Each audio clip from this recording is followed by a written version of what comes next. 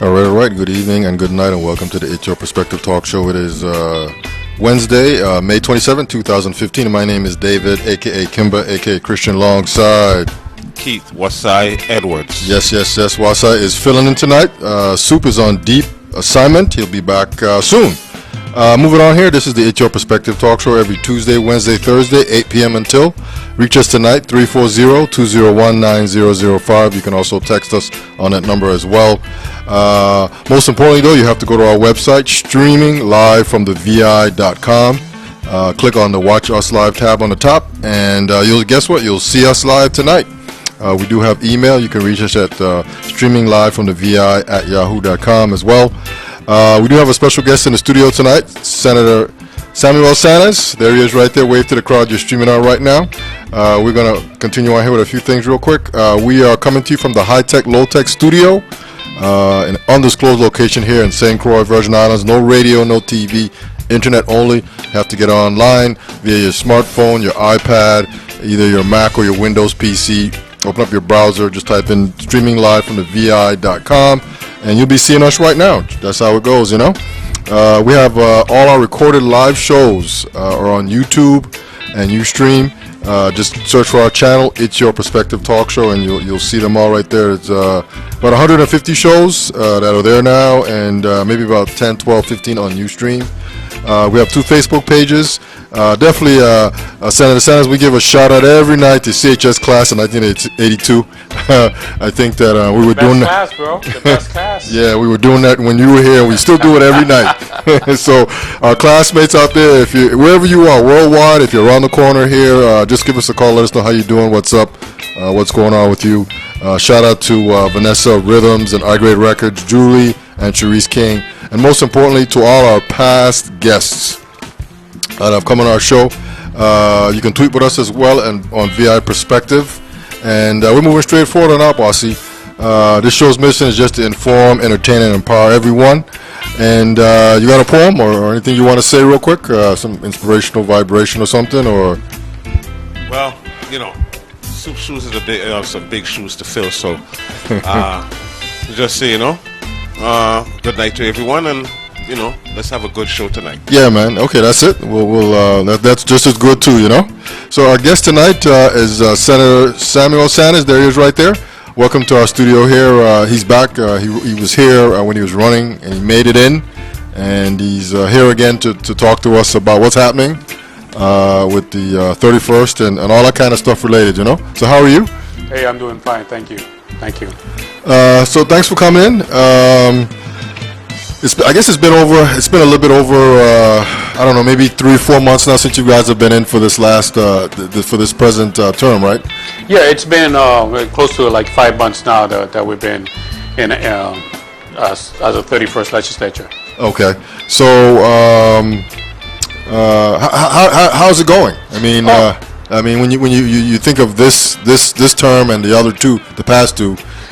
How's it going? It's interesting because I see a lot of familiar faces, and when I say familiar faces, I don't mean from the political arena. I mean, we're talking about, this is actually here, especially in St. Croix, class of the 80s. We have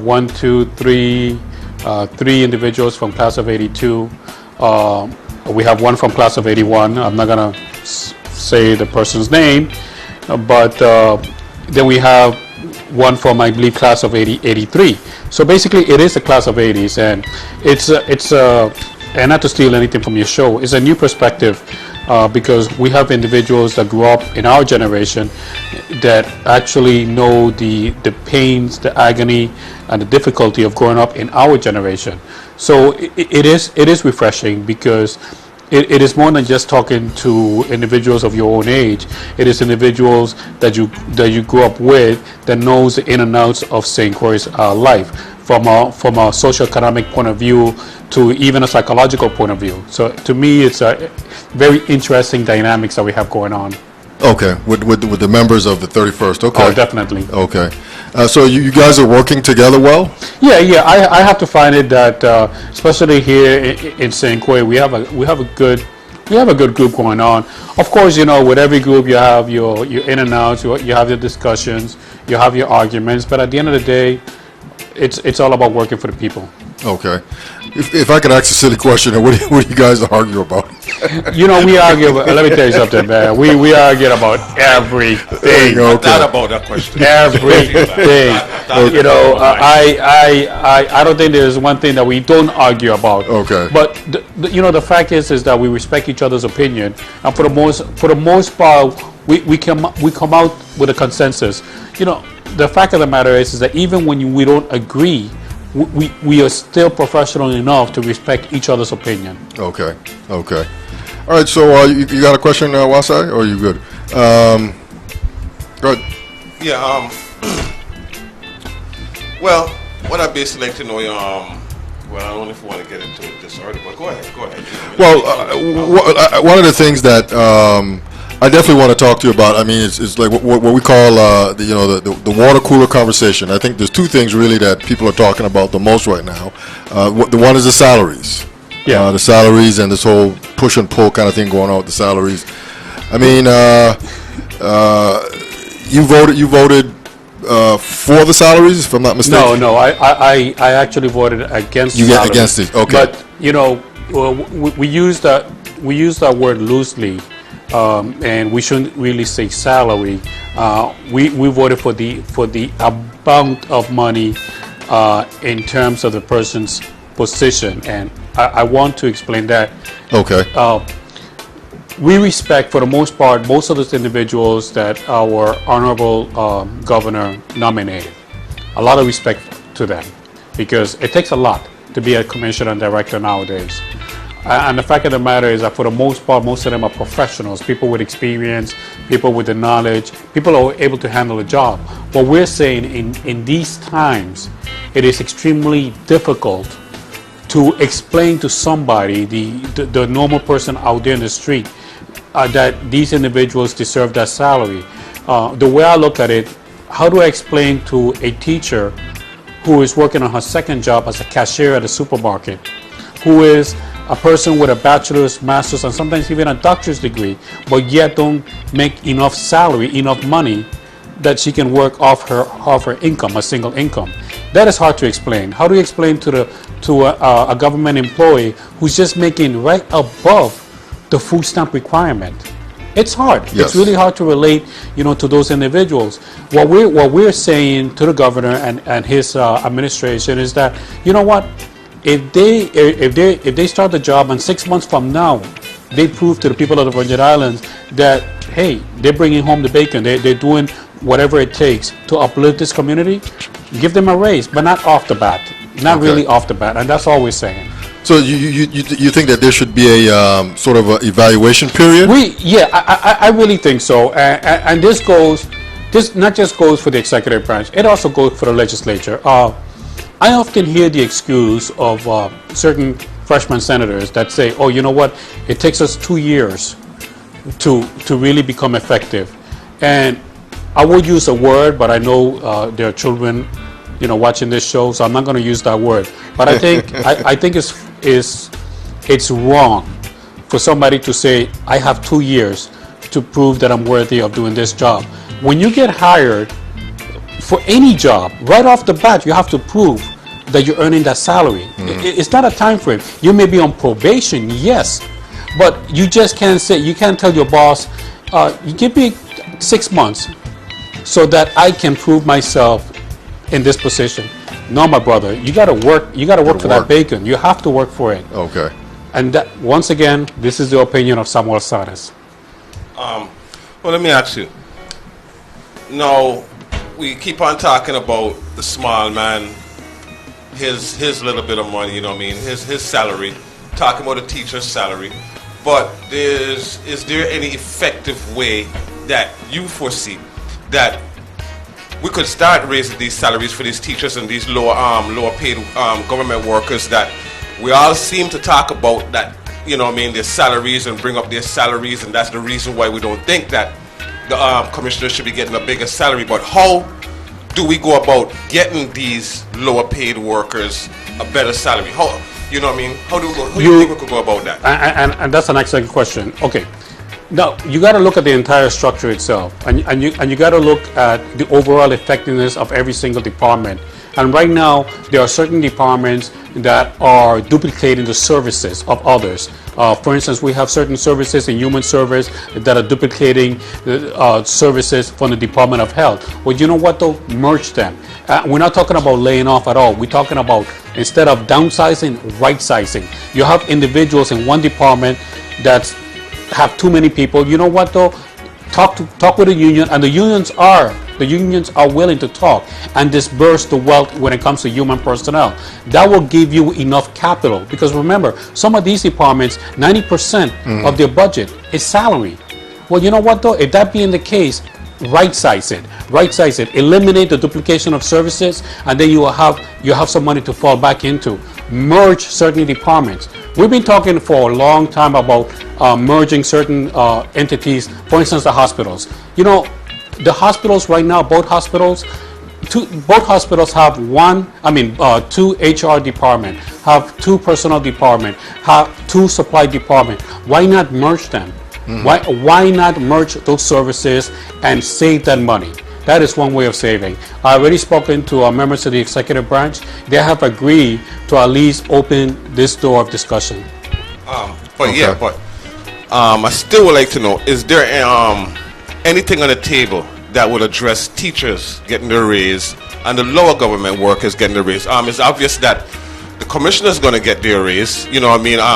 Not the raise that they requested in the beginning. Not the raise they requested, but they're still receiving a raise, and there's no talks on the table for how the so-called lower totem workers is going to get their raise. And you're totally right about that. But you know, this is the time for the unions. Their leaders have really stepped up this time, and they have sided. If you saw the news, if you read to them, they have sided with us in terms of the news. But we really have to do more than just negotiate, because to be honest with you, the government have negotiated in bad faith with the unions. They have promised and promised and promised, and there's no action taken. I truly believe by taking some of the advice or some of the items that I just mentioned, we'll have room, we'll have more than enough money to start paying some of these retro salaries and some of these raises that we owe them. Okay.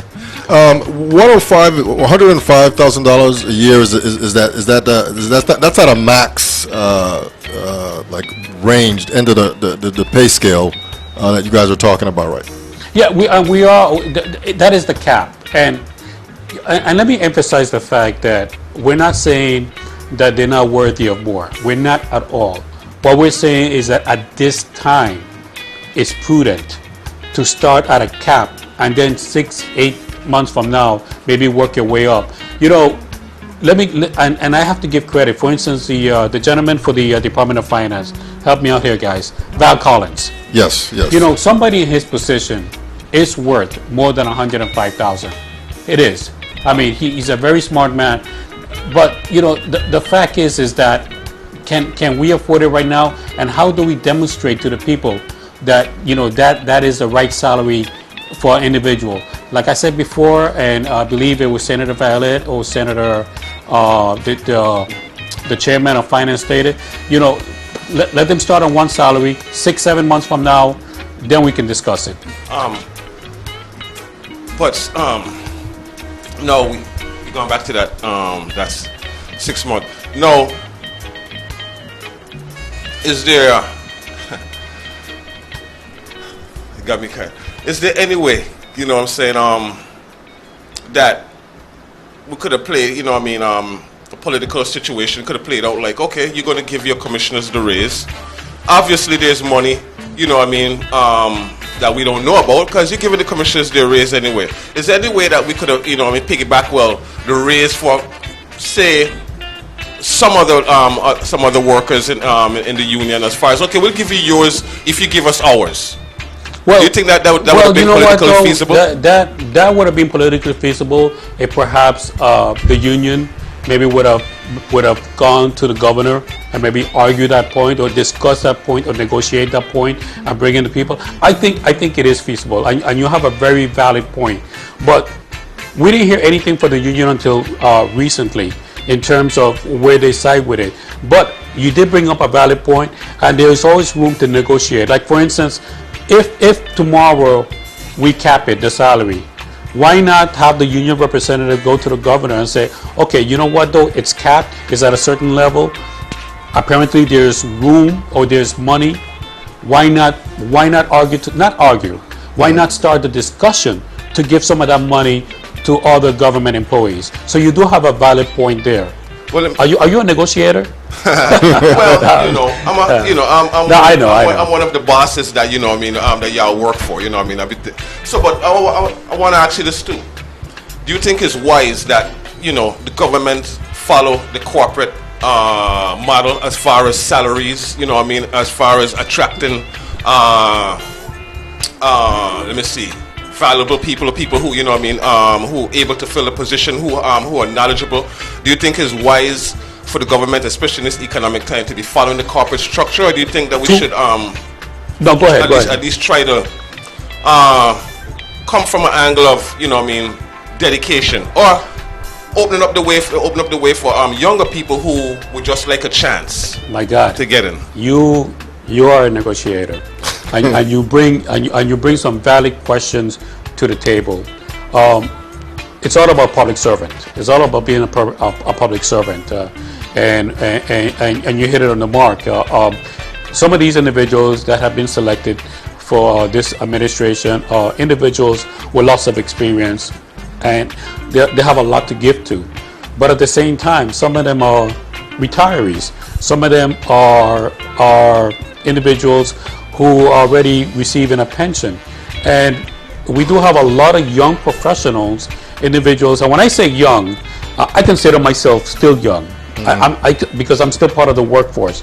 So your point is extremely well taken, and on the same spectrum of this conversation that we're having, what example are we showing? Because we're not really attracting those professionals, those younger professionals who are living abroad, who would like the opportunity to come back home. So you do bring an excellent, valid point to the table. Okay. Did you early on? Did you guys know that this was going to happen? That the governor was going to, we're going to have this issue with salaries? Was any? No, as you know, I listened to the governor give his speech, and I was impressed. As you know, the Honorable Kenneth Mapp is very eloquent when it comes to giving speeches, and he really, to me, he brings a lot to the table. But I was not aware that we were going to have this dispute. Okay. I was really not aware of it. Okay. It seemed like it caught everyone, off guard. Yeah, and after saying, that the government is broke, and then come and giving a $20,000 raise, that I don't know, what kind of what Well, you the really perception term of that is not right. yeah, Yeah, I mean, we exactly. when I heard it, I was taken aback, because I have a copy of his speech on my desk, and I sometimes look at it for certain points that he made, especially when he talks about senior citizens, because that's always been a soft spot when it comes to me and the youth, because before I became a senator, I worked for I did social services. So I was caught by surprise, and when I walk and go to different events and different segments of the island, that's all everybody was talking about. Everybody was taken by surprise at that stand that he took. So my thing is this, what about the people that are advising him? Mm-hmm. What about the people that are supposed to be, having that connection with the people? Yes. What type of advice did they give him? Give him, yes. Does that ever kind of strike you as kind of, concern, weary that these are people that live here, grew up here? We all call ourselves Virgin Islanders, but the decisions and the ideas that come up with that somehow doesn't seem to serve Virgin Islanders. Does that ever give you a cause to concern? Where do these ideas, or what vision do these people have for the Virgin Islands, or for youths, as a matter of fact? Yeah, and it concerned me because I make my decisions for selfish reasons, and I'm going to explain to you my my statement. I make decisions for selfish reasons because I got two beautiful young daughters that I want them to experience the same life that we experience. I want them to live the same style or the same lifestyle that I had growing up here in St. Croix. And we grew up in Central High, and we didn't have much. Our parents really they gave us the best, but we didn't have much. But we were happy and we were safe. I remember hitchhiking to the village when they had the village in Christiansted in the lagoon. Yeah. My brother, 11 midnight hitchhiking. It was safe. Yeah. Yeah. I remember walking to Barker's. Now I'm telling my age. Huh? Yeah. Barkers, people like Barkers. Yeah, Barker's. Woodward. I thought there a lot that in Sound. But I remember walking to those places. I even remember walking the highway road before it was even the road. And it was safe and everybody knew each other. And, those are the times that I remember. And yeah, you know what? Perhaps we were poor, but we didn't know we were poor because everybody helped each other out. Everybody, there was a... It was a village. It was really, and it might be cliche, but it was a village, and that's what I remember, and that's one of the reasons why, I became a public servant, and that's why many of us we do so much.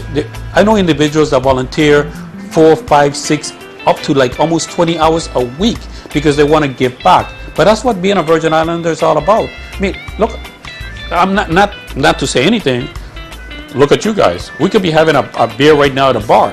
But what we're doing right now, we're doing a service to the community. Yes. We are. That's exactly what this is. Even though I'm going to have a beer after this. Just kidding. All right, we're going to move on here, Senator. The other water cooler topic that everybody's talking about now is everybody. I mean, nationwide, everywhere is talking about medical marijuana, cannabis.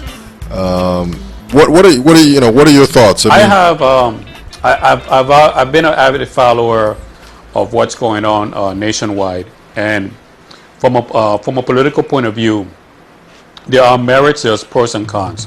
Medicinal marijuana, I can see the value in it. I can see the value in it because, like all other drugs, everything starts from nature. The aspirin, if you really think about it, aspirin really comes from the bark of a tree.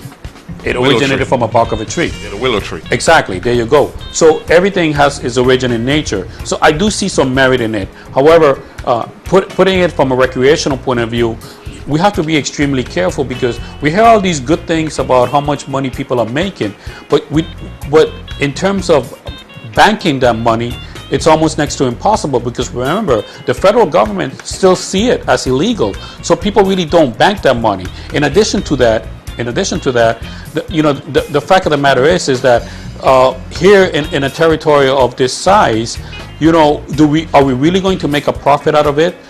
Puerto Rico jumped the gun, in my opinion, when they declare it legal over there in Puerto Rico. Yes. All of a sudden now they're backtracking. Now all of a sudden, because remember, they did that without an infrastructure. Where is the infrastructure to handle the legal point of it, or the social point of it, or even the rules and regulations of it? Have we come this far? So what I'm saying at this time is that it is open for discussion, but we really have to ensure that we have a structure for whatever we decide or whatever road we decide to go to. Okay. So you're looking at it from the point of view as a father with children. You know what I mean? How it would affect your child. My thing is this: as somebody who worked in the social services, I've seen the effect of weed. I have. I shudder to think what would happen to our children if all of a sudden at the age of 18 they're able to smoke it legally. It's right now we're having a problem with alcohol. We're having a problem with other issues, other social issues. So we bring something else to the mix, and that's one of my biggest concerns. Are we saying bringing it to the mix, or is it something that's already in the mix, but it's coming in under a new how I should say more upfront as far as now it's medical marijuana, because be honest, marijuana has always been a part of society, legalize or not, but other than the social aspect, what I'm saying, do you see how do you see it as an economic issue versus a social issue? Do you think that they can be reconciled, or It's going to take a long process, and we have to bring everybody into the fold. From a medicinal point of view, we really have to make sure that we have the proper structure for it.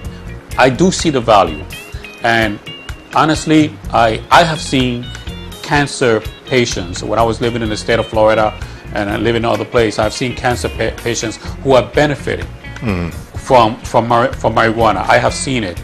I look at it. I look at my own family. I have some people in my family who has gone through the pain of cancer, and I'm telling myself, if marijuana could have eased their pain, who am I to stop it? So, these are the balance that you have to have. But it's a big jump from medicinal to recreational. It is a big jump, and we have to be able and we have to be ready to ensure that we have the proper structure to begin with. Okay. What about, couldn't we take the model that Colorado uses in all aspects of medical marijuana and just make it smaller to fit our population here? Listen, and it's another valid point. We don't really have to reinvent the wheel, but we have to ensure that we don't just try to imitate without looking at the consequences. And remember, our society is way different from any other society. We live in a close-knit society. We live in a society in which we grew up in the church. I grew up across from Seventh-day Adventists, across from Pentecostals, Methodists, and I'm Roman Catholic. We grew up in the church. Regardless of whether you believe or not, our church life is part of our lifestyle. Our values, our religious values, our morals were molded by our church. So that is a big difference from any other place in the state or in the world. The whole religious aspect and the upbringing with the religion you're right. When we all went to church every Sunday. We went to church every Sunday. We grew up in that aspect. I had friends that they couldn't play, and it took me a while to figure out, they're Seventh-day Adventists, growing up. And I went to their church. I was even, for a very, very short time, I was a Pathfinder, which is, part of the Seventh-day Adventist youth group, which I truly respect. So that's one thing that we have to remember, and we also have to value. Because where else in the world do you find a society in which we have so many dynamics, religious dynamics, but we still get along? Go ahead. Well, there's a close-knit society. We can't doubt that. But as far as the social aspect, I'm saying, like I said, it always has been here, and I think what we're trying to figure out, how to deal with something that we always been dealing with, and now it's becoming a monster because, all of a sudden this medical marijuana thing, is an issue, and I can understand how parents will be concerned about how is this thing going to, affect their child and their relationship with their child as far as how they feel about smoking, the use of marijuana and stuff like that. So that is a legitimate concern. But the next concern is there's people here who are suffering, and is being harassed, and has nothing to do with marijuana, and that is we have to deal with this issue of helicopters. That is something that is the whole island.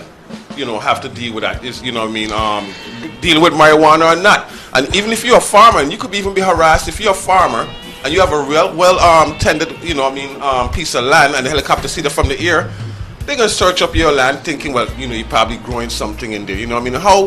How do you feel as far as how that operation affects even the person who doesn't have nothing to do with marijuana? And you're right on that aspect, and this is an issue that we have to take up with the federal government. It is an issue that goes on, and unfortunately, it is part of the stereotype that we suffer as island people, because we are stereotyped. We sometimes when we go to the States and they hear our accent, what are we, Jamaicans? All of a sudden, we walk barefoot and we smoke weed all day. we smoke weed. And it kills me. It really kills me when we're stereotyped like that. But it is an issue that we have, and I call it a societal racism that's still going on in today's world, and that's something. Not to jump on my soapbox, but that's something that we have to teach our children. The KKK, they don't wear white robes anymore. They wear suit and tie. But we are forgetting to teach our children that racism is still out there. And it's a societal racism that is unfortunately, it is raising its ugly head across America. And we have children that go to the United States and we don't make them aware of what's going on out there, because here we live in peace. I mean, there is a crime rate here going on, but our children play with each other, hang out with each other, and we live in peace, whether you're Puerto Rican, black, or white. In the States and many parts of the world, it's a different story. It's a way different story. Yeah. You brought up the issue about the crime rate. I'm just going to ask about that. Yeah. Right, go ahead. Well, I was just going to say, as you talk about crime, I mean, it's happening here, and it has a wide-ranging effect here when something serious happens. But what are they doing to make the place safer? I mean, people don't go out in the evenings and want to walk on the boardwalk and that kind of stuff. What we're going to do without further restrictions that's still going to further hamper the person who just want to go out and have a good time. Yeah, and the other day I went out with my family. We went to town to eat, and it was a ghost town, and we parked in the government parking lot. And I'll be honest with you, going back to the car, I kept looking behind my shoulder. I kept looking behind my shoulder, and it really got me mad, because 30 years ago I would have never been doing that. No way. And you got a point, but we live in a small society where people know what's going on. People know who's committing the crime, and so we between the police and our society, our people, there's still this distrust, even though police officers are our family. So we really have to build up we have to really strengthen that relationship between VIPD and society. And I think we're in the right path with Commissioner Richard. He has gone out of his way. He has talked to a lot of people. He introducing himself to the community. But we got to do more. We got to put boots to the ground. In the old days, we had one police officer that used to walk the streets of Clifton Hill and Machuchala. And it was just him alone, and everybody used to pay him his respect. And it's something that we have to build community respect. And one of the things that it starts is with having the police officers start walking the beat, having the police officers going to the different community and introducing themselves. For the most part, I know a lot of police officers, and they're good people because they're our people. I remember a few years ago we did an experiment trying to bring outsiders, to the Virgin Islands to be police officers.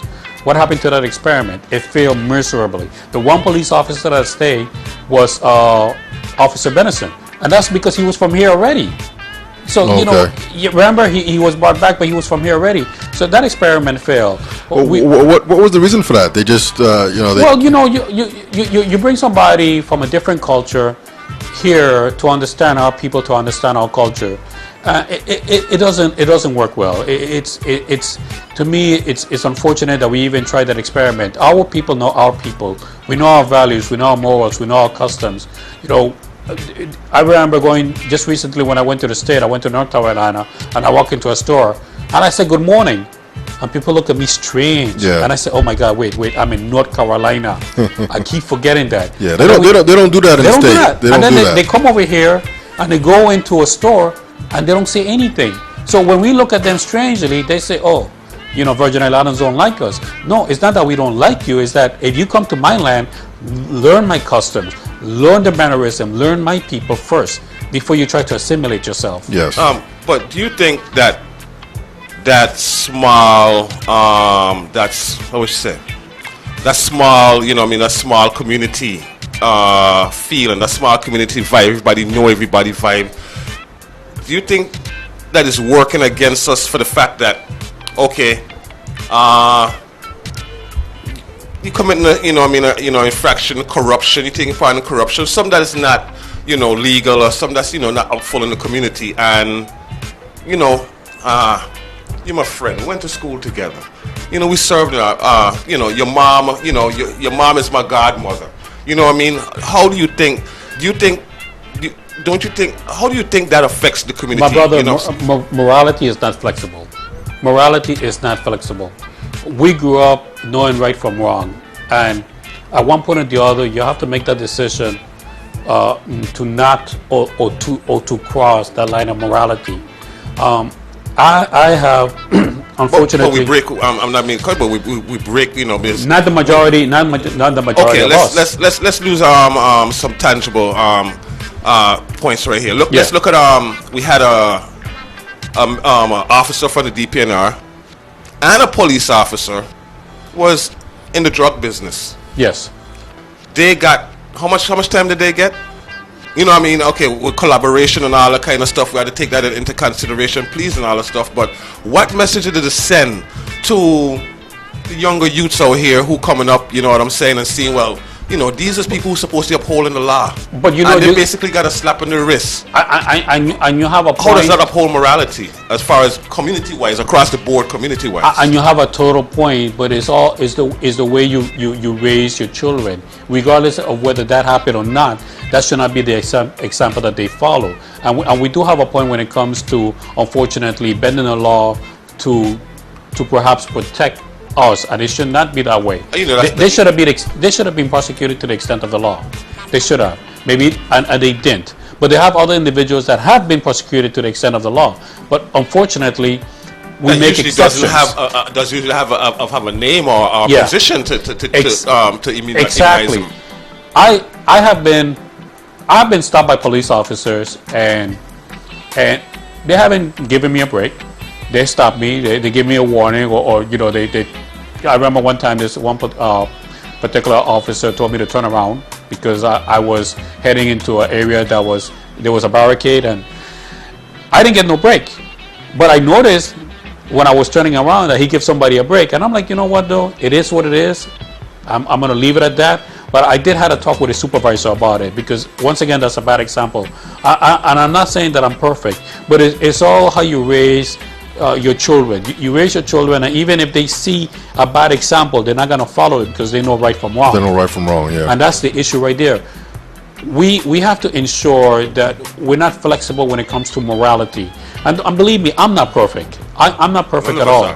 But there is that line that you do not cross, and you should never cross. And that's what I try to teach my children. But you could be the best of parents, and once those children make up their mind to do something, they're going to do it.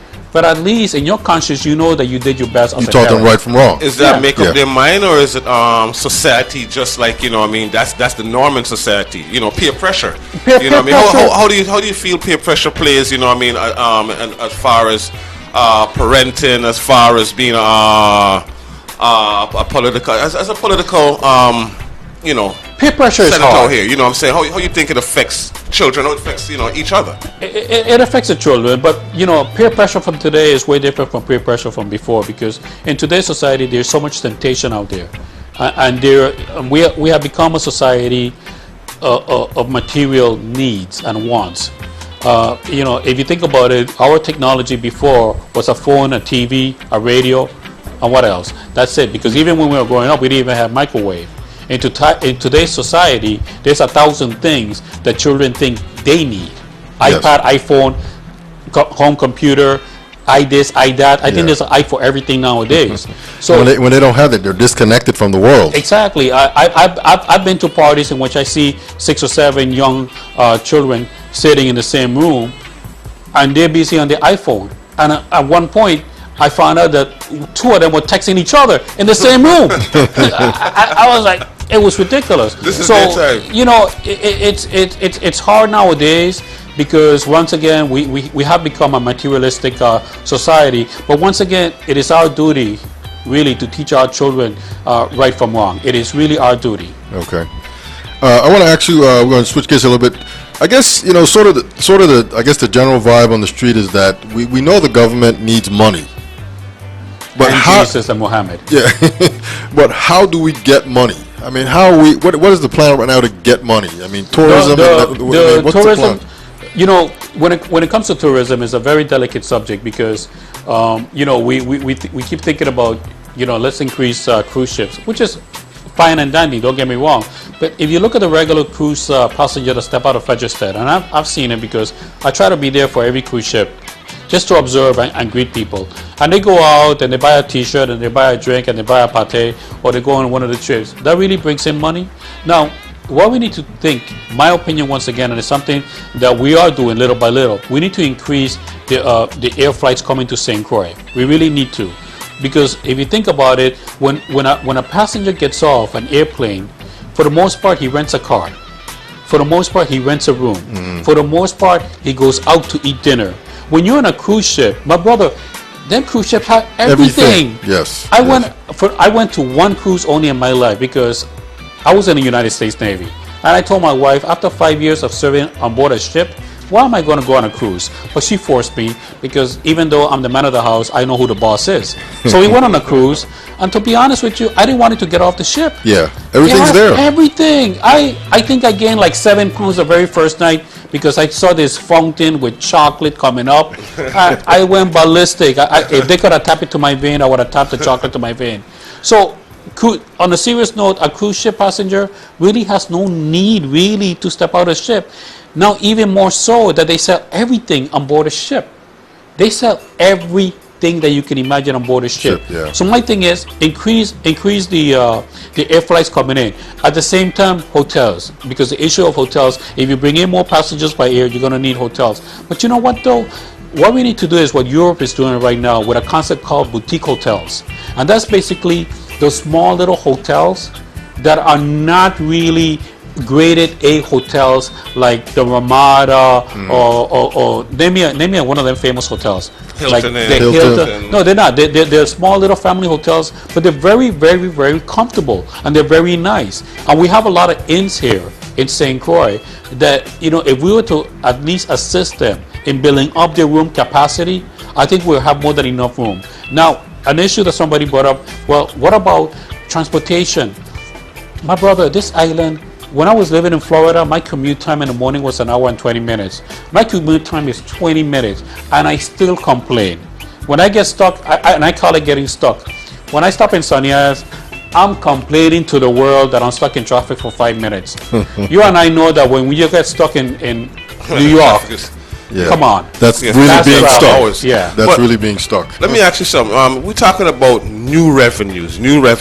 You know, and how about managing our old revenues or our existing revenues, better management? You know what I'm saying? As far as what we have right now. How do you think that would work as far as, you know, I mean, constantly, you know, either Excellent point. taxation. Excellent point. Now, recently, the 30th Legislature passed a bill into act, which was called the Revenue Estimating Conference Bill. It's now an act. And basically what that did is that it looked at all the projected revenues and did the calculations for the budget. But what's new about this is that it brought in the private sector into the mix. It brought in the University of the Virgin Islands into the mix, the economic department into the mix to help us put together the budget. Because, you know, the old mentality was that, oh, the government budget and revenues is only for the government side. No, the government budget affects everybody, including the private sector. So give them an input. So for the first time since that law was enacted, it was enacted 2 years ago. Unfortunately, the past administration, for one reason or the other, didn't bother following the law. Hey, they didn't bother following the law. It is what it is. However, this year, it was early this year, I believe it was in February or in March, that we had the first meeting, and it was done here in St. Croix, in which all the entities, both the private and the public sector, came together. And that will give everybody a say in how the budget is put together and how we can predict or put together future revenues. Okay. When you talk about more flights coming in, I mean, where are we at exactly on that? I mean, is that something that's being talked about now already, and in the next week or so we're going to have 5 more flights a day here, or are we still off on the timeline with the conversations for that? What are you talking about? What was that The, again? the flights, more flights coming Well, here. there's already been an increase. As you know, we do have an increase. I believe Delta is going to start pretty soon coming in. But we also have to. There is something that we're not tapping into, and I want to make a correlation here. Now, from a historical point of view, the Virgin Islands have a very rich history, and I'm going to say a very rich black history. And I'm not going to say African American, because to me, when you say African American, well, what about Eastern Caribbean people? What about people that are not really Americans, are residing here? So our black history is something that we need to tout as part of our tourism. You know how many people, individuals in the States would like to come and see us in action and see our history? We have the most, and I'm biased. Call me biased, I don't care what you call it. Frederick is one of the most beautiful ports we have in the Caribbean. Which other port can you go, which other town can you go and have a beautiful seaside, one of the most beautiful beaches that we have, historical buildings, rainforest right up the road? What more could you ask for out of life? Yeah, and I'm biased, so sue me. Talking about tapping into the black African American, Yeah, to the you know, African American, and that's a market. That's a market that we really imagine getting people from Detroit, African Americans from Detroit, coming in to see DC, us. Chicago. Exactly. I have seen and I've talked to people when they come here to St. Croix. They tell me, if I would have known about St. Croix, and I'm sorry to say this, I would have never gone to St. Thomas first. I hear that a lot, because, and this is nothing against St. Thomas, but you know, St. Thomas has become so commercialized. It's like a concrete city. Yeah. But here, I mean, you the first thing you jump on a plane, you land in St. Croix. You know, whichever road you take, you see nature, and thank God, you know, you no longer smell it, but you see us in action. And I'm very biased when it comes to St. Croix. I keep selling St. Croix. I am with you. Yeah, you know. So we agree with you there, but no, I don't know if you want to. Well, I mean, I think a lot of people agree that, you know, getting more people here is what we need to do. But you know, when is it going to start happening, though? That's Well, it's and what are that's they one going of to the do when they things, get here? Doty, Commissioner Doty, nominee Doty, has stated that flights are going to be increased. When it comes to what they're going to do here, we have a lot to offer. We just need to up it up. Now, when you go on vacation, DC, what do you do in DC? You sightsee. You don't go to the beach in DC. And no way. It's too far away. Yeah. You know, but you do a lot of sightseeing. You see the sights, and that's one thing that we have to do. We really have to build our city up. I sometimes walk around Frederiksted, and I go to the back of Frederiksted, and just recently I went to the cemetery, and I visited the old headstones. And from a historical point of view, it's very fascinating. I went to the other grave site over there, and I saw how beautiful they're fixing the stone walls. I don't know if you guys saw it in Frederiksted. Well, I'm talking to a West man. Yeah, and You're talking to an island man. Island man. Yeah. East to west. Yeah. But it's beautiful. And then we have the young lady who's putting all those paintings around in Frederiksted. Yes. Man, it's beautiful. Imagine if we can up that up 10% or 10 times. We do that in both towns. You know, we have a very, like I said, a very rich tradition and culture here, you know. Well, you led into a question. You led into a segue into a question I'd like to ask. Do you only see a senator's job as far as interacting, being able to do something for the Virgin Islands, as only from a political standpoint? Do you see that? Do you foresee that the senators could use their position as far as enacting a lot of grassroots, upliftment, like what you said happening in Frederiksted? You know what I'm saying? That there's really no political situation that could enhance that. But do you think that the senators could use their position and their access to certain funds, to help enhance these things that will help tourists, have something for tourists to come and see and do and hear. And you got a good point. And yes, we are more than senators. Well, I consider myself more than senator. We're ambassadors, and whatever I can to assist these people, these organizations, I do. I help out, like for instance, the Three King tradition. We keeping it live every year. In roast pork. I know you're a vegetarian, whatever. Roast pork festival. We keeping that alive, and more people are coming into it.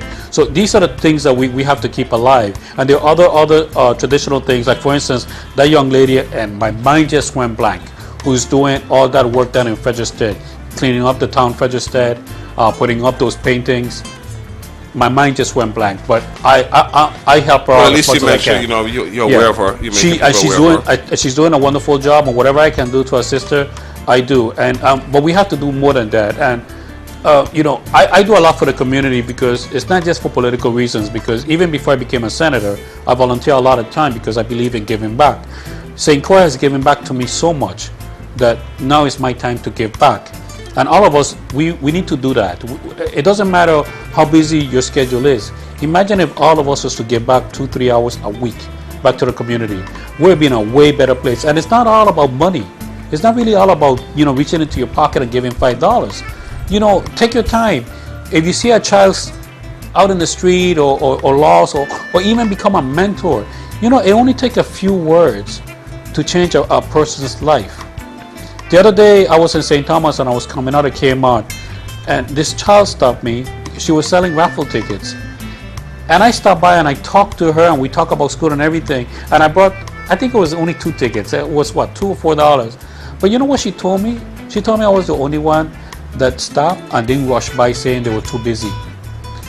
And I stopped and I thought about it, and I felt good, but at the same time I felt kind of bad, because I shouldn't have been the exception. I should have been the norm for that child. Yeah. I should have been the norm. She was aware of that. Yeah. Very aware of that. And it's kind of sad, because we rush through life, and sometimes that's all it takes, 2-3 words. Yeah. 2 or 3 words. Senator Sanders, another. I guess it's kind of dying down. This whole thing of Hovenza. Anything happening there? The last time I heard is that there's still 2 entities that are interested in it. From what I gather, it will most probably be only, and this is what I heard now, probably just be perhaps a facility to store. Be as it may, if it is that, if it is only a terminal, so be it. At least it will be jobs for the people of the Virgin Islands. It will be a steady source of taxes coming in. So the one thing that I am concerned about is that whatever happens there, let us start thinking about the cleanup. Let us start thinking about ensuring that we take care of the environment. I was a strong, as you know, I was a strong supporter of bringing up the refinery. I was strong because from an economic point of view. But if that's not going to happen, if it's just going to be a storage facility, well, let's make the best out of it. The best storage facility. Yeah. Well, let me ask you something. Outside of the view, everybody have a view, the position Hess proposed, the position that the government proposed. Do you have a personal view or a personal idea for what you think Sanders, I'm talking to Senator Samuel Sanders, the individual, do you have an idea outside of just the proposal of the governor and Hess' position for what you think can be done with Hess? I think what we should do with Hovenza, part of Hovenza, is to turn it into what Long Beach is, and that's a shipyard. And the reason I'm saying that is that we have the deep ports, we have the facilities, and we have the area. And when I say the shipyard, I don't know if you've ever seen a shipyard in action. A shipyard is where they bring commercial and or military vessels to fix or to retrofit. And renovations, and that brings in a lot of jobs, that brings in a lot of revenues with very minimum impact to the environment. So in my opinion, maybe that's one way of looking into it, if it's a possibility. I work in Long Beach Naval Shipyard for a year, and let me tell you, the amount of people that were working on one shipyard, the trades that was going in, and the amount of apprenticeship that was going on was truly amazing. I was working with this young man, and eventually he became a underwater welder, and it was just incredible how much money this and I won't say kid because he's a grown-up man, but he eventually he went from being an apprentice to a master undersea welder or whatever you want to call it. Yeah, yeah. And a lot of times too, those shipyards they're like probably 24-hour operations too. Because, We were there were 3 shifts working. I unfortunately for a period in Mao was working the midnight shift, which was not easy at all. Let me ask you, how would you correlate a shipyard with the tourism ideal, the tourism package? How would you correlate those two? Well, do you think it'll be a match or something that I don't think it's does it have to be I don't think it should be a match. It should be one of the biggest mistakes that we have made in our very short history as a government is that, especially St. Croix, we put all our eggs in one basket. For the longest time we relied on the refinery, and unfortunately when it crashed, we suffer, and it was an economic and a social recession that we went into. And I say social recession because when Hovensa closed, it divided family, because some families stayed, and some of the men and women had to go away to work, and that actually divided family. It made people take their kids out of school and send them away, their children out of school. Same thing happened with Yugo.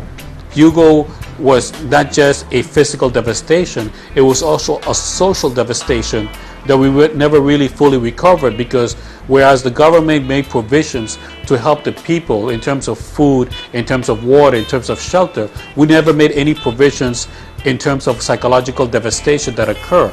There was a lot of people that suffer traumatic experience from Yugo that we never addressed. So we have individuals, children growing up that were impacted, post-traumatic stress syndrome, who unfortunately had children who got affected because their parents never got the treatment that they received. Okay. How do we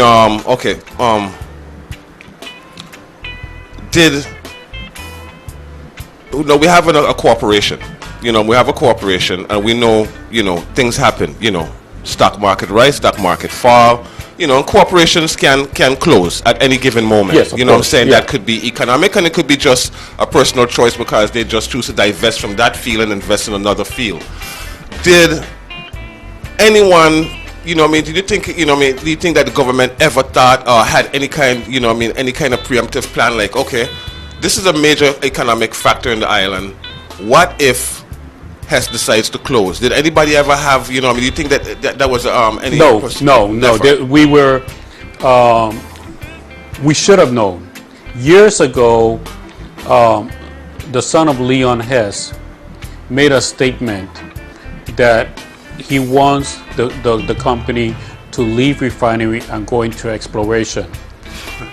And he made that impact, and I remember because I was living in the state of Florida at that time, and I remember that clearly, and I kept thinking,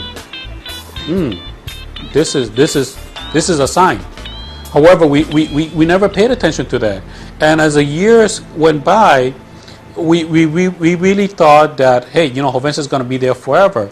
But we should have seen the signs, and we should have had experts in the government, economists, because we do have a Bureau of Economic Research. We should have had economists that would have looked at the trend, the economic trend of refineries, and perhaps advise us as to, hey, there is this possibility, so therefore, shouldn't we do this? So, and that's one of the reasons, and let me segue here for a second. That's one of the reasons why oftentimes we need to incorporate the private sector into some of the government dealings, because we should have had the University of the Virgin Islands, perhaps the economic department. If we would have been working with them, they could have probably guided us to that very same situation that unfortunately... Well, it makes sense. The military does it, when the military wants to... test a new idea, they go to MIT, these high, higher universities, and they give them an idea, and they fund it. and they allow these young minds to, to figure out, and that a lot of the things that we have, the military inventors right now is from young folks, young 17, 18-year-olds in MIT and, and these up, higher echelon schools. Why are we not doing that here? And the next question I want to ask. We are doing it right now in terms of projected revenues, in terms of the budget. We, like I mentioned earlier, we now incorporating the private sector and the University of the Virgin Islands to come together to oversee the budget process, and not just to oversee the budget process, but to give advice and to give information back, because we alone cannot do it. We've been making that mistake for too long. We have a University of the Virgin Islands that have experts, like you said, young people that have studied that have degrees in that. Bring them into the fold. Let us use their experience. And one thing that we really should have tapped into years ago, and we're finally doing it, is the fact of the matter is that the University of the Virgin Islands has a vested interest, because they are our university. Yes. They're our people. Yeah. As a matter of fact, I met Dr. Hall today personally in veggie creation. Oh, really? Yeah. Okay. Oh. Okay. Did you look up? I'm telling you. I'm very impressed with Dr. Hall.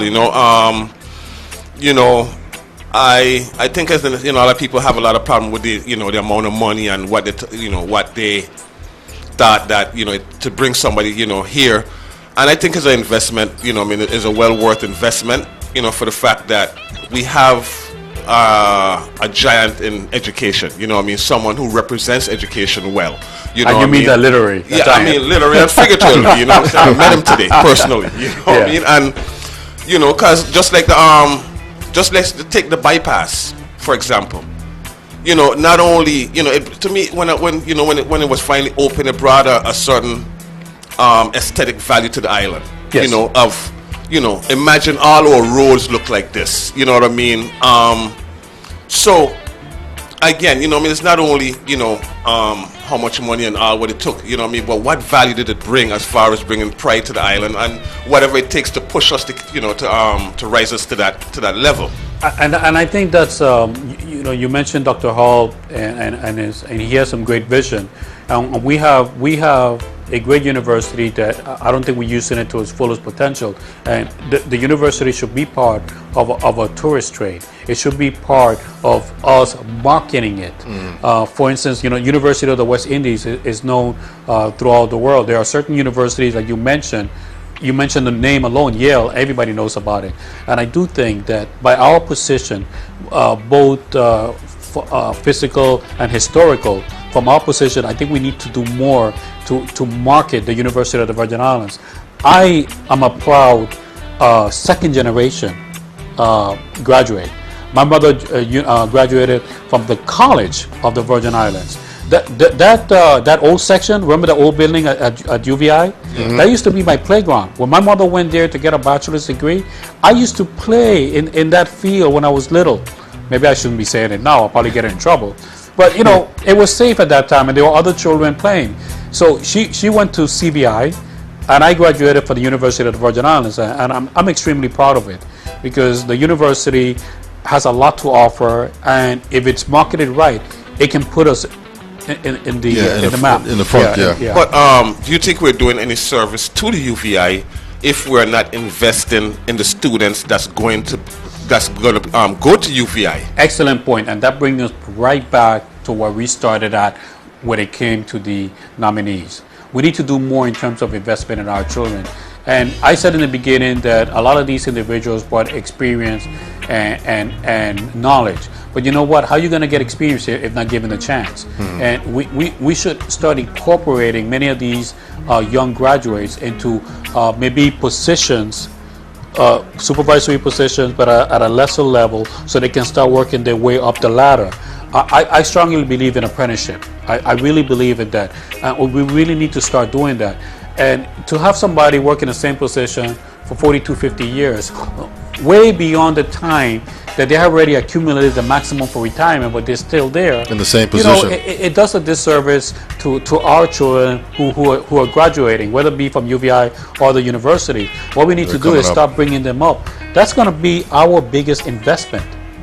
I'm telling you, our children are our biggest investment. So, are you saying that we're having a serious problem with cronyism in the Virgin Islands? Of course.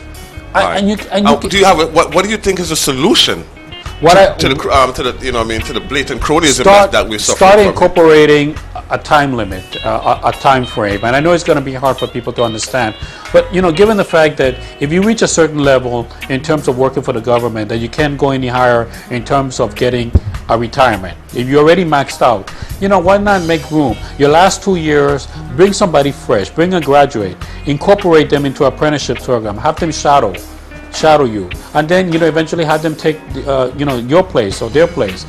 I strongly believe in that. And not only that, not only for graduates, but also we also have to also bring it into the fold that segment that we don't like to talk about, the at-risk youth. We don't do enough for our risk youth. I had, you know, for many years, I've allowed at-risk students to come to my office under the Public Defenders program, you know, to come and experience office life. We have to give these children a second chance. We have to. Yeah, they might have made a mistake. They may be causing a little bit of trouble. But you know what, though? We all have. Yeah. Well, our children. Yeah. There you go. They are our children. Yeah. Good point. Let me, switching gears here a little bit, let me ask you, the one thing that was, I guess, hot and heavy one time, it seemed to have died down now, was WAPA and the WAPA bills.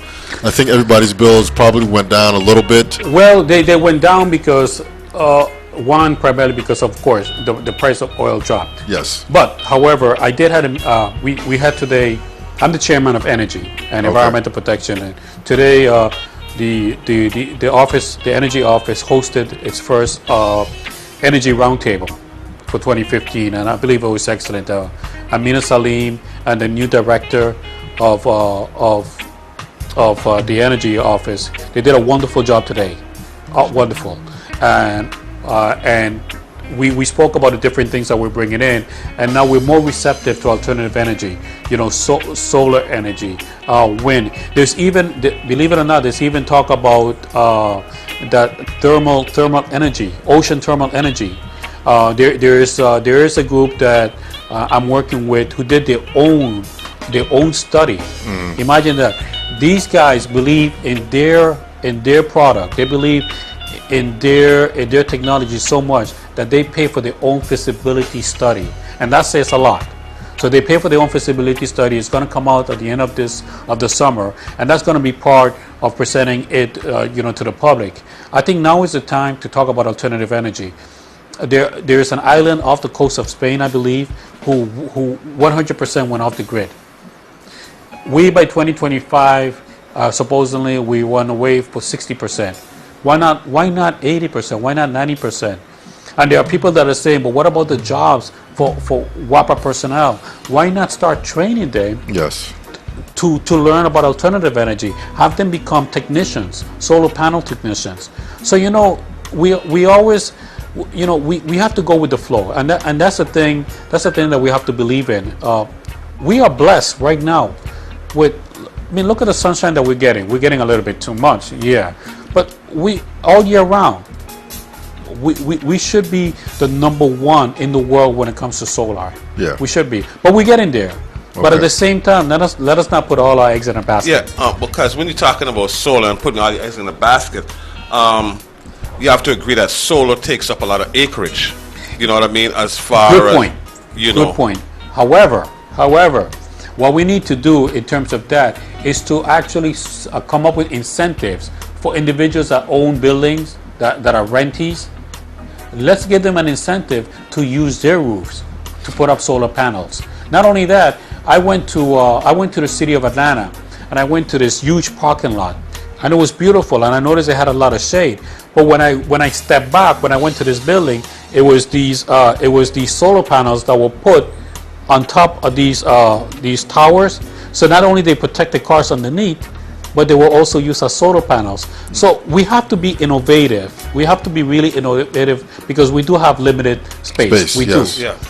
But it can be done. If we're going to invest, you know, in strictly solar, when, you know, like you said, there's many other alternative sources. Yeah, there's other alternatives. You know, We should not beneficial. Yeah, So. we should not invest in just one. We should not. We should be very, very, very diversified. Okay, no, we're going from oil and going into propane. Now, is propane a stable energy source, or is it an energy source that's, tend to fluctuate on the market like oil? And so, since are we now changing from one beast to another? No, because remember when we raised, I'm terrible when it comes to dates, but remember when we raised the 7 to 14% tax when it comes to gasoline, and that was done so that we can start paying for the retrofitting. So basically, we have generators that are retrofitted to accept 3 different kind of fuels. So we're talking about diesel, oil, and propane. Or liquefied natural gas, Yes. I believe. So we do have that. We able to diversify to these to other types of fuel. So we're not really locked in. What my opinion, and this is Senator Sammuel Sanders' opinion, I didn't like to see that long-term contract we had with that company that's supplying the propane. But it is what it is. But at least we have the option of diversifying when it comes to fuel. Okay. If it's propane we're using and liquid natural gas At one point, yeah. with Trinidad right there, where will we be getting our liquefied natural Well, at one gas point or and the other, propane from? The good thing from about the states or from States. From the states, But is it more feasible to get it from the states or from Well- a neighboring island where? Well, let me get into this question. What about, we're talking about tourism and new revenues and stuff.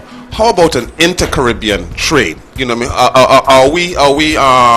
Are we taking full advantage of that aspect? No, we're not. And one of the things that's hampering us is that most Caribbean nations are part of CARICOM, and they help each other out. They have these meetings, and for one reason or the other, due to the fact that Puerto Rico and the Virgin Islands follow the United States flag, we're not part of CARICOM. So we don't have no advisors, no. But let me continue on this line of thought.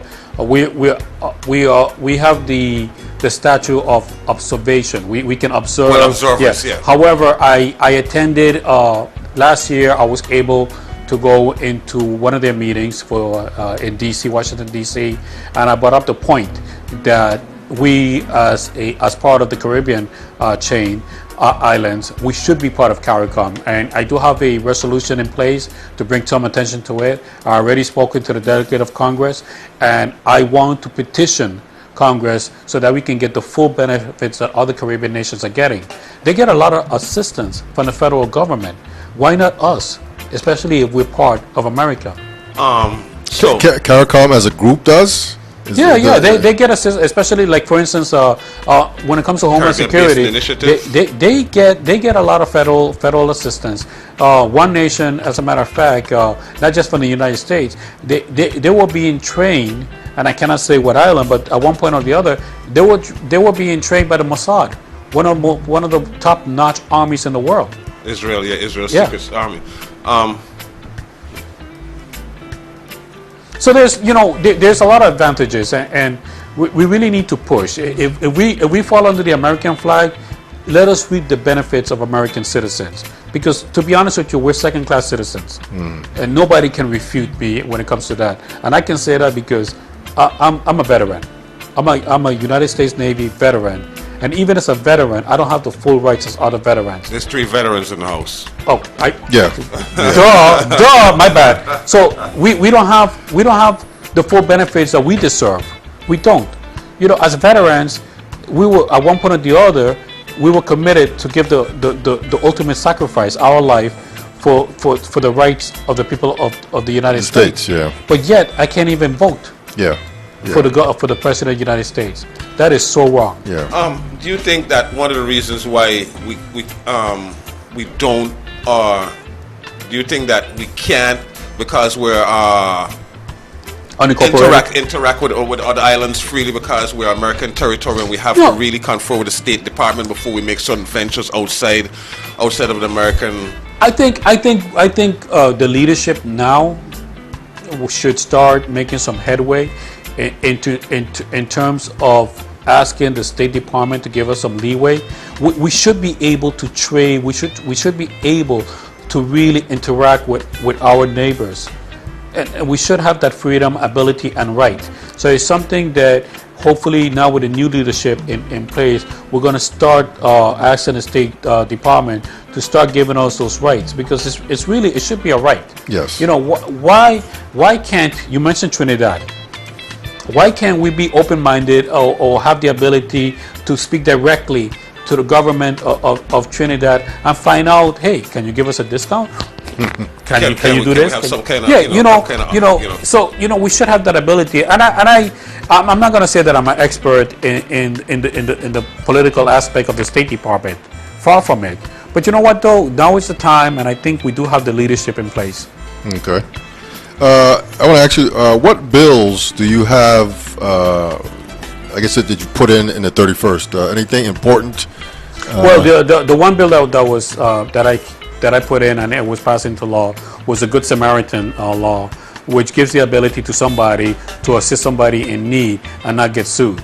There have been cases in which people have seen individuals in emergency situations and they hesitate in terms of assisting because they're afraid of getting sued. So that's one of the first bills. One other things that I've passed, which we have helped the hospital in terms of making them an exempt from excise tax when it comes to medical supplies and medical equipment, which is very important. So that will give them a sort of a savings. Yeah. One of the things also too is that I was able to put the definition of uncompensated care in the VI code. That way, when it comes to Medicaid, now we have a full definition of uncompensated care, which we can now use to ask for more Medicaid assistance. So there are things that I've done that hopefully will save the territory a lot of money.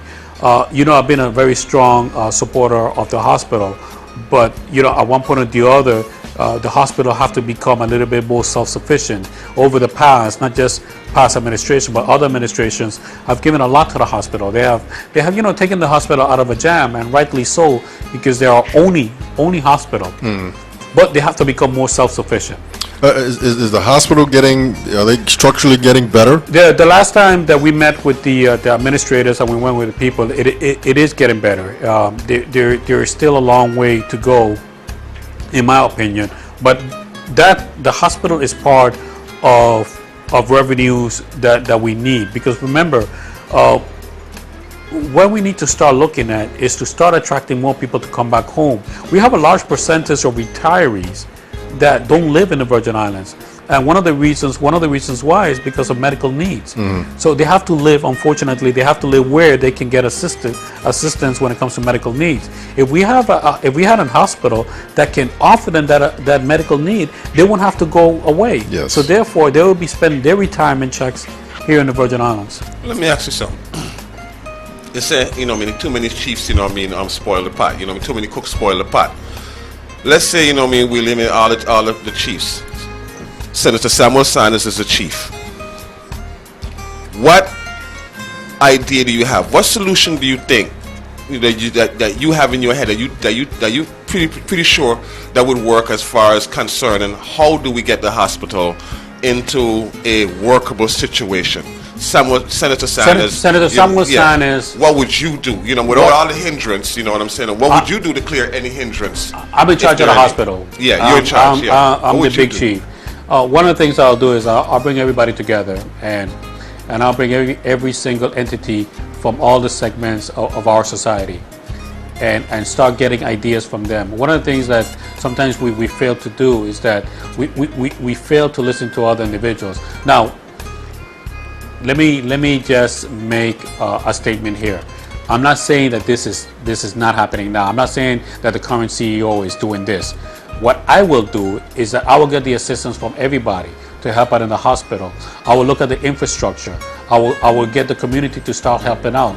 And that's the way we build not only a better hospital, but we also build more respect for the hospital. We also build more support for the hospital. We also build confidence in the hospital. If we get people to invest, not just from funding or monetary investment, but if we get people to invest on it from a physical point. Come to the hospital, see what you can do. I think it will be better. That's my way of looking into it. Because, to be honest, once again, it's our only hospital. Yeah. Okay. We're talking about building a medical school, right? We have a hospital here. Yes. Is there anything that could be done? Is it ever thought about? Is there something on the table that could get our? Do we have a nursing program here in the university, right? Yeah, we do. And we have do we still have a nursing program in the high schools? There's no VICA no more in the high schools no more, right? The vocational department. Is there still one in Central High? The VICA department? To my knowledge, there is some type of nursing program, but I don't recall what it's called. What about VICA? No, I don't have VICA no more, huh? That's like FFA, huh? Huh? Remember FFA? Yeah, that's God's. Okay, no. Yeah. What can we do to get the nursing program in the university working in close conjunction, or even apprenticing in the hospital? What's keeping that from happening? You think that would be an obvious, connection? It is working. The Nursing Association is doing a good job. Just recently I went to a graduation that they had. And they are incorporating some of the nurses. We can do more. One of the things that we need to extend is not just nursing, but the PA program that we have under Barry University, the fiscal assistant. And one of the things that I'm looking into is that maybe we should expand the law when it comes to telemedicine to allow PAs to do a little bit more in terms of care and medical needs for our people. Under the Telemedicine Act, a doctor can actually take care of somebody, via, teleconference. So let us expand that, because that is what's becoming the future. Telemedicine. We need to expand that. And I'm telling you, it all ties into the university. It all ties into the high school. It all ties into our tourism and revenues. So, do you think we are maximizing the fact that we have a university here and the need for these young minds in government, in the private sector? Why are we starting an apprenticeship program? Can that be accomplished legislatively? Yes, it can, and that's something that we really. It's not that we should; it's that we have to, because we have a brain drain right now, and that's one of the reasons that, unfortunately, throughout the entire government, we do recycling, and we need to stop that recycling process. We really have to start incorporating some of the graduates into the government and into the public and private, into both sectors. To me that's very important. I try, we have a summer program, a small summer program, and I really try to help young people get jobs, even if it's part-time, even if it's a summer program. We really have to really give that helping hand to our future leaders. We're not going to be forever here. We should not be here forever here. We should really leave that door open so this younger generation can come and replace us. And and they will do a better job. Every other generation has something more to offer. I hate to preach, but it is something that I believe in. You're a senator, and that's along the line of what you have to do. Yeah. But I'd like to come back around to this thing about HES, because that's a great economic factor right there that's just lying there. And as time go along, it's going to become a liability, because eventually it's only going to take time before some young child, that's a great place to go ride bikes, to go skateboard, to go adventuring, a hole get cut in the fence, and somebody playing, because it's just sitting there, and you could actually see the deterioration as time go along for the time. But let me not give anybody ideas now. No, we're not giving anybody ideas. That is the reality of, Yeah. So there's still a security deployed there. Yeah. But you're right. Something has to be done, and whether you start it or we scrape it, something has to be done. And I think, from my understanding, the decision is going to come soon on what's going to happen in Jovensa. Because I'm hearing all these ideas as far as HES point of view, as far as how the government is reacting to HES's point of view. Is there an original, what I like to see is an original idea, which is no need, because I remember I read this one article in the Avis, and to me, it made perfect sense. As far as being a tourist destination, you know what I mean, Hess is how many acres of beachfront property? You know what I'm saying? As far as enhancing our tourism value, that is prime real estate there as far as being able to be developed. This is not an original idea. This was an idea. I wish I could remember this person's name because I think, you know, it was a perfect, idea as far. No, I don't know. It was not Schuster. It was not Schuster. Well, I think he said that too. Yeah, he probably said that. You know, But you know probably what? read the article. But what I like to say is there? Did we have to take an antagonistic view towards Hess closing down, which was within their right? You know what I mean? As a corporation, you know what I'm saying? That was within their right. Do you think we could have taken a conciliatory, you know what I mean, note as far, I mean, not even conciliatory, but as far as coming together under the understanding that, okay, well, you know, you have this property, you're no longer into refining, we need it as far as for our economic benefits. Could we have gotten into a partnership where instead of Hess selling it to a next entity, where we could have gone into some kind of partnership where we end up taking control of the land and then You could develop it. extending it out there to developers with Hess still having the responsibility of dismantling, because that's an economic boom in itself as far as dismantling. Yeah, the dismantling alone will take a number of years, which will provide, like you said, economic boom. Everything is possible. The fact of the matter is that due to, of course, our organic act and due to separation of power, only the executive branch have the ability to negotiate. We can only ratify up or down. So they had to say. What you're saying has a lot of merit. Maybe we should have gone a different path. You know, the government of the Virgin Islands, the executive branch, requested $1 million for court fees. Are you $1 serious? million. Are you serious? $1 million? $1 million against is a corporation. Thank you. $1 million is a drop in the bucket. When you go against a corporation that they don't hire attorneys, they hire law firms. Thank you. What's $1 million? $1 million probably will pay the paralegal fees for maybe a couple of weeks. And I'm not exaggerating, because I one time I did an apprenticeship under the Janet Reno, which was the Attorney General of Florida. And we had to work with private sectors, and it was just nasty what these private law firms used to charge. Yeah. And we're talking back in the 80s, late 80s. Imagine now. So from my point of view, $1 million, that ain't nothing. From my point of view, why battle, or why not come to terms? Why not, hey, listen, let's sit down on the table. You've been a good corporate neighbor for a number of years. Let me sit down, let me see what we can negotiate. But it is what it is. We have to face facts.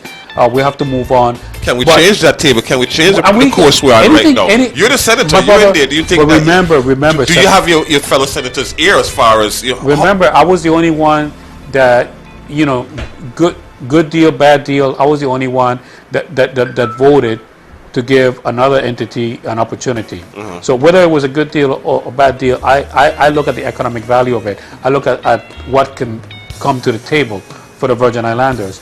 So, you know, I'm hoping that something will happen with Hovensa. I'm hoping that you know, regardless of whether it's a terminal, regardless of whether it is scrape away and turn into something else, we have to do something. This, to me, sit and wait is not working. Mm-hmm. Sit and wait never works. You know, you can't expect something to be handed out to you. We really have to stand up for our rights and be more aggressive. You know, oftentimes we're good at waiting for a disaster to happen and then clean up. You know, why not avert the disaster? Yeah. But once again, this is just my opinion. Yeah, and that's a great segue into a topic here. Hurricane season is going to be starting soon here. Oh, we got to get ready. Are we prepared? No, we're not. Okay. We still have some, you know, Vitima under the direction of Ms. Barnes is doing a wonderful job. Yeah. But as a people, no, we're not. You know, and I see it with my own family. You know, we take this approach as, you know, let's listen. If it comes, we'll run out and get ready. You know, we know hurricane season is coming up. Let's start getting ready. You know, If you cannot afford a generator, so be it. But you know what though? Get your coil pot. Get your supplies ready. You know, be prepared. You got some repairs around the house. It doesn't take a lot of money to, you know, hammer down that loose thing that you have, plank, wood, whatever. It doesn't really take a lot of money. We have to be ready. We often wait until the eve of disaster and then start running around. Yeah. I have never seen so many people in Food Town until right before a storm. Yeah. But is the government ready? Is the government The ready? government, Something- I think if something's- the government is, I believe, they are ready. The unfortunate part about it is that the example that they show us is that they're not. And when I say example, when we had this blackout, Yes. it really showed that we really are not up to par in our readiness. What happened at the hospital should have never happened. A blackout in the hospital is not an option. You should not have a plan B. That and the CEO, he admitted it, and I say publicly, you should not have a blackout in the hospital. Period. You shouldn't even have a plan B, because it should not happen in the first place. Yeah. So, you know, looking at that, looking at the widespread blackout that happened over the island, we should have done a better job. Okay. Okay. Hopefully we get ready. We just got less than a month, just a couple weeks away, right? Yeah, June yeah. 1st. That's next Yeah. week. Yeah. Let me tell you, we have to be ready. We have to be ready. Okay. Okay. There's a lot of iguanas by my house, and I'm looking at them, and they say they taste pretty good. So hey, Hey, hey, you can tell me about it. Well, Senator Sanders is our guest tonight. Senator, it's 9:40 p.m. already? Yeah. Well, Wow. I would like to ask you a question. I was going to say, any last questions? Go ahead. Yeah. When it's all said and done, and you hang up your hat, you know what I mean, your political career, you know what I mean, it's done. What would you like your legacy, you know what I mean, what would you like your legacy to be seen as by the common Virgin Islanders? Say, well, you know, Sammuel, this is what Sammuel Sanders did within his term as a senator. I don't want to be known for anything that I did in particular. I just want to be known that he was a good man, he helped, and he was a good father. And to me, that's basically it. The same question was asked to Juan Luis one time, the Honorable Governor Juan Luis. And he said, all I want to do is be a good senator. And that's basically it. I just want the people to remember me because I give to the community. And that's, unfortunately, some people think that may be a little bit too humble or too naive to say. But, basically, I just want to be remembered as he was a good man. Okay. Period. Well, to be honest with you, I was expecting a little more for, $85,000 a year. I was expecting, this is what, this is what I did. Well, this is what, I accomplished. Because that's what we need right now. We need, Yeah. We need somebody who's going to come out here, and really put that extra effort out, not just based on how much money they make, but because it's necessary right now. It's very necessary for the Virgin Islands, for the young people, for everybody in the island to see that it's not only money, your salary, but based on how much you care and your willingness to sacrifice towards the greater good. If anybody was to take a look at the what I've accomplished so far, they will notice, and it's for the record, that I have been the one senator that in the past 3 terms have passed the most effective legislation ever. And this is not a boast. You can look at my record and you can see the amount of legislation, effective legislation, because anybody can pass legislation. It has to be effective. And when I say effective, is that it has done the greater good for the people. For the it has people. benefited the people. Because, you can be the topmost legislature in passing resolutions alone. But you know what, though? That's not effective. So if you look at my past record, you can see that I've accomplished a lot for the betterment of our people. And That's what I wanted to hear. But I'm still a good man. That's And so this is your 3rd term, right? This is I'm going into my fourth term, and you can see the gray in my hair. That's the reason I shave all around. Okay, man. And one last question. I must say, one of my coworkers asked me today. Make sure you ask him about the potholes. What's going on with the potholes? Are we going to ever see any smooth, well-lit, striped roads from east to west, north to south? In the 30th legislature, I fought for a sizable amount of money. And when I say fought, it was a shouting match between myself and some of the senators. It was basically a special road fund. And what I did, I was able to convince a couple of the senators from St. Thomas to specify that road fund only for St. Croix. And the previous governor vetoed it. I was able once again to rally the troops and override the veto. So hopefully, with this new administration, the funding is there for certain roads. And let me say specifically certain roads that unfortunately are forgotten. There are certain roads that are public roads, but since they're out of the way, Public Works have a tendency to forget it. North Side Road, and obviously, it's not even out of the way. Center Line Road, you know what I'm saying? And then, Queen Mary Highway. You know why? And once again, and it pains me a little Queen because Mary. Yes, rightfully. It's a historical road. Really, it's a historical road. So we should put a little bit more emphasis on it. We should. Once again, that's just my point of view. But if you look at that road tomorrow when you're driving on it, and take a look at how that road was located in the center of the island. On either side are beautiful mahogany trees. Where else in this world would you see that? Once again, I'm being biased, but it is the truth. Senator Sanders loves St. Croix. Like always. Hey, you better. Yeah, man.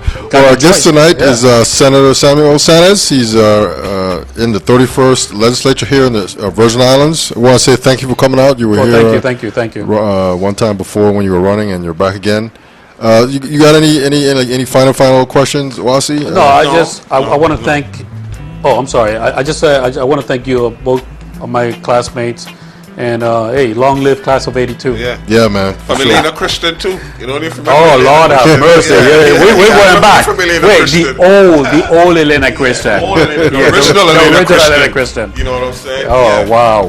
Yeah. So we'll just leave it at that. Thank you, and much success to you. Everybody's looking, and and we just hope that things get better here, and for everybody, for me, and the generation coming up. And even we didn't even touch on I guess in some ways we touched on the older generation, my mom and that kind of and GRS and that kind of stuff. But hopefully, you and the others are working on getting those things fixed. I know that. And hopefully that's an invitation for me to come back. Yeah, exactly.